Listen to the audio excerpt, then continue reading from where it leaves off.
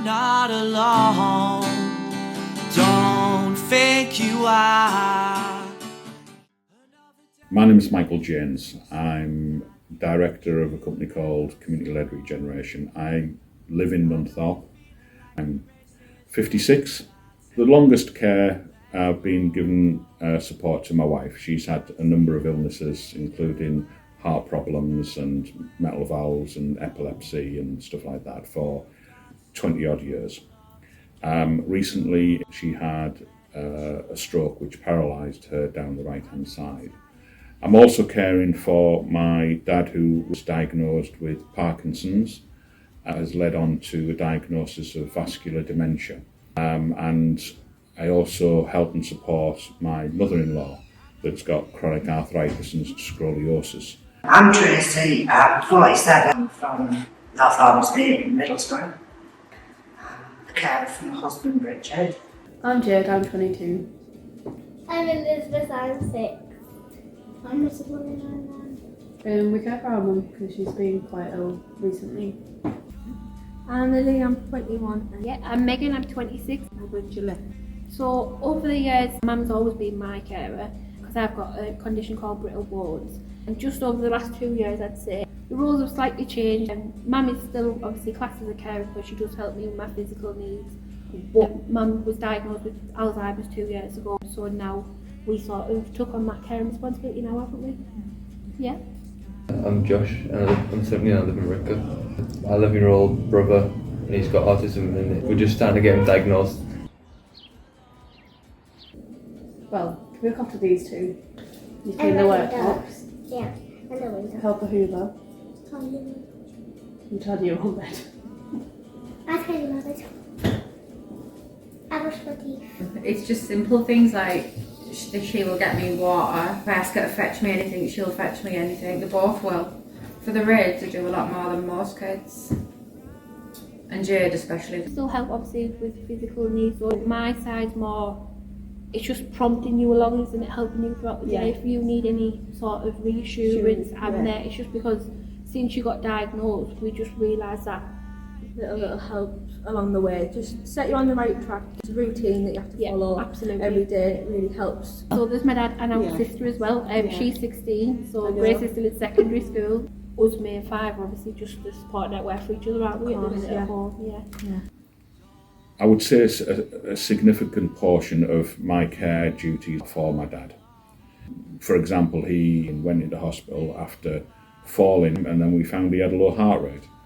And then when he came out of hospital, we actually had to move in for about 2 weeks until a care package was put in place.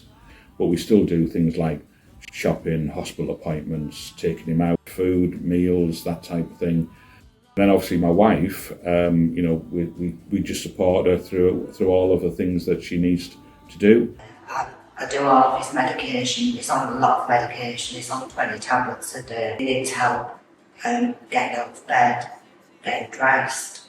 It's his mental health that's affected as well. He struggles with depression. I want to try and keep his spirits up. I distract him by doing something that he wants to do. Either leave him and let get him out of the system, or you just go in there, cuddle and rock. Do it like that, and it calms him down, and then you can have a talk to him why he's having a knockdown and all that, try and sort it out. I help him work. I try and help him do exercise, and I just play games with him. We've definitely got closer. We all just help each other, don't we? And absolutely. I think it's more the fact that you've just got to work through it, because even if you're having a bad week, that bad week's going to pass at some point. It's going to ease, it's going to get better. You've just got to ride it out. It's like being a second mum sometimes, but I wouldn't change it. sometimes that's what they compare it to, though, don't they? I've worked sometimes. It is. It gets a bit draining when like they're constantly fighting with each other, especially that one. Just things that need to change within your lifestyle to accommodate all of the actual care duties that need to be done. And obviously, with looking after so many people, I'd get very limited time to myself.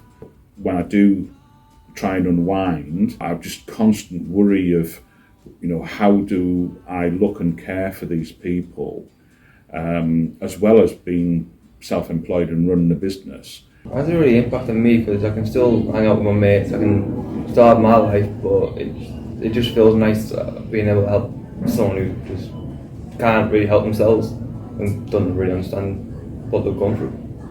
It's not nice seeing your brother have a meltdown and all that, but it's something that you got to do, and it's nice to help them out, isn't it? It's not easy being a carer. I've had a background with Middlesbrough Stock in mind, and it's helped me to make time for myself. I've realised it's a really important thing. I am a stronger person than I was 10 years ago. It's really sad that a lot of the friends seem to disappear as the illness becomes worse. But we're best friends, so that's all that matters. We're with the junction now. Bella, before we started coming to the junction, was really, really quiet and wouldn't deal with things ever in like a loud way. It'd just be like, she'd just go in a room and just sit there. When I wanted to go out, wouldn't go out. She wouldn't speak to anyone. And then she started coming to the junction and she'd come like, oh, I want to come and see Amber. Whereas at first she didn't want to go. And then she started wanting to play football outside, and now she's a little chatterbox, really. Now she's acting shy. I think they've really helped us socialise as well. Yeah. And really brought her out of her shell and give her what I wanted, a bit more their time rather than looking after mummy time.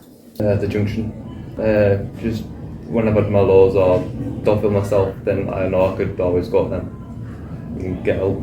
I've joined the music group just to have a laugh and just to get me out of the house and spend time for myself.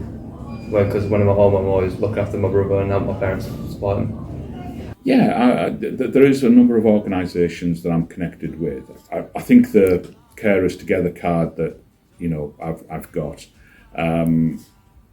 it taps you into all of the support that's out there. Now, the support that I mainly get for emotional and well-being support is through my faith and through the church that I go to.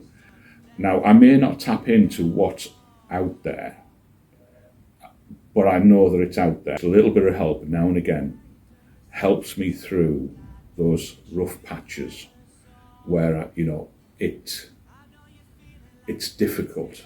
We managed to find out about Grangetown Library, where Jade Levan works. And she had a regular drop on a Tuesday morning, which was good. And then Mary was there the second week that we went, and she mentioned obviously about Dementia Action Teesside. It means a lot because not only is it good for Mum, it's good for us to be around other people that in different stages of diagnosis or maybe can offer advice. And you watch the room and it's such a similar dynamic. Absolutely. And it's nice to just feel like you have a place in somewhere and not that you have to worry because everyone's in the same boat. It's lovely. We do the Tuesday dancing, cinema group sometimes once a month. Yeah. And it's just getting out the house. I mean, you'll probably know as well in yourself. Before you got diagnosed, when you were obviously my full-time carer and stay-at-home mum, you didn't go out very often, did you? You know what I mean? Like during the week, your life was at home, whereas now you never in. You're never in. You're always out and about, aren't you? You've always got something going on. Whenever somebody says, oh, you're going here, you're doing this. No, definitely. But without finding Mary, Brian, Derek, everybody, we wouldn't have the life we've got now, would we? No. The Stay Put agency has been absolutely brilliant. They did a stair lift that enabled us to be able to stay in our own home. We were struggling. I couldn't get him in and out of the bath on my own. Give him back his dignity, to be honest. The biggest piece of advice that I've learned is it's okay to fail. People need to help one another. And if good people stop doing that, it's not worth being in society, really. Want other people to know in the same situation that there's a lot more help out there now than there was. And don't be afraid to reach out, get that support. A coffee morning or meeting up with other carers, it does help. It's alright to feel down on yourself or get stressed out, but there's always someone out there to help you. At the beginning it might seem hard, but just think of it like a tunnel where you have to go through the dark bits to get to the light.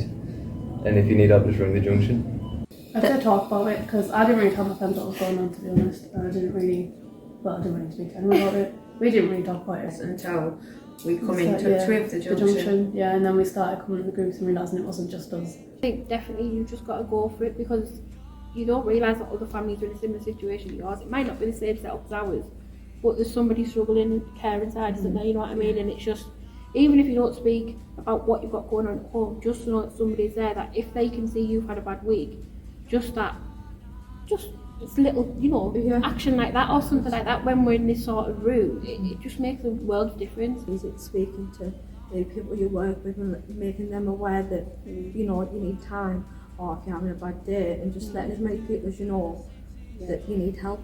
Like, don't be scared to say that you need help because somebody else is probably going to feel exactly the same. Yeah, absolutely.